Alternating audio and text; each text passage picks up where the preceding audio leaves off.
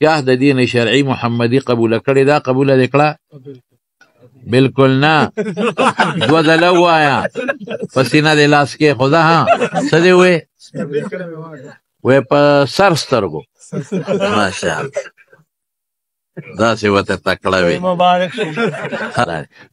ټولو ملګرو سره د جنۍ طرف نه چې دي دا اختیار دی برابر که نه بسم الله بابا جي وتړم بسم الله الرحمن الرحيم الحمد لله نحمده ونستعينه ونستغفره ونؤمن به ونتوكل عليه ونعوذ بالله من شرور أنفسنا ومن سيئات أعمالنا من يهده الله فلا مضل له ومن يضلل فلا هادي له وأشهد أن لا إله إلا الله وحده لا شريك له وأشهد أن محمدا عبده ورسوله أما بعد فأعوذ بالله من الشيطان الرجيم بسم الله الرحمن الرحيم يا أيها الذين آمنوا اتقوا الله حق تقاته ولا تموتن إلا وأنتم مسلمون يا أيها الذين آمنوا اتقوا الله وقولوا قولا سديدا يصلح لكم أعمالكم ويغفر لكم ذنوبكم ومن يطع الله ورسوله فقد فاز فوزا عظيما يا أيها الناس اتقوا ربكم الذي خلقكم من نفس واحدة وخلق منها زوجها وبث منهما رجالا كثيرا ونساء واتقوا الله الذي تساءلون به والأرحام إن الله كان عليكم رقيبا وقال رسول الله صلى الله عليه وسلم النكاح سنتي ومن رغب عن سنتي فليس مني وقال عليه الصلاة والسلام تناكحوا وتوالدوا وتناسلوا فإني أباهي بكم الأمم يوم القيامة وقال عليه الصلاة والسلام تزوجوا الودود الولود فإني مكاثر بكم الأمم صدق الله العظيم عاتكية طرفنا توكيلي عاتكا بنت عبد الديان داغي وكيلتي خا تا دا عاتکا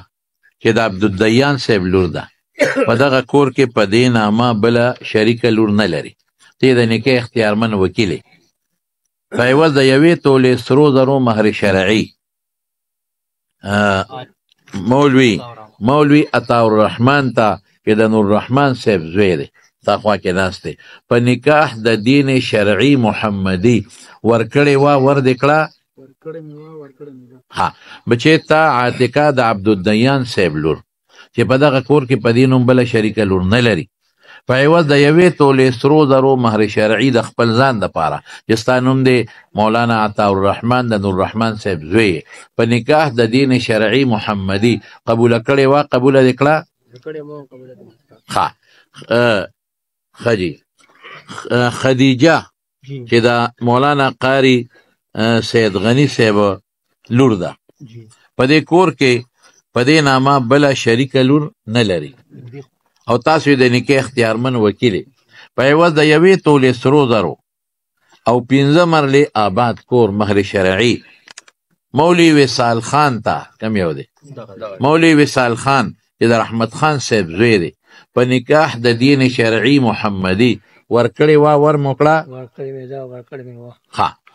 تاسو دا خدیجه چې د قاری سید غنی صاحب لور ده په دغه کور کې په دې نوم بله شریکه لور نه لري په عوض د یوې تولې سونې او 15 مرلې آباد کور د خپل ځان دپاره چې ستا نوم دی مولوي وصال خان د رحمت خان صاحب زوی په نکاح د دین شرعي محمدي قبوله کړې وه قبوله مو کړه